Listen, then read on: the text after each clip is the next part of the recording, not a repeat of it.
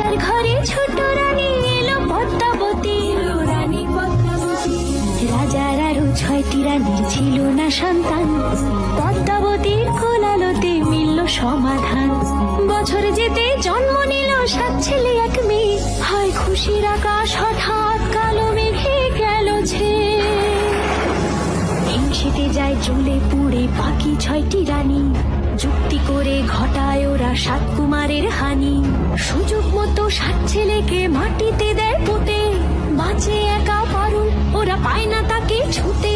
ধাইমা বাজায় সেই মেয়েকে বড় করে তোলে, 7 ভাইকে পায় যে পারুল 7টে চাপা ফুলে।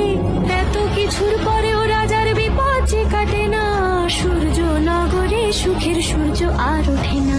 হিংসা বিবাদ বিচ্ছেদ আর প্রেমের কাহিনীতে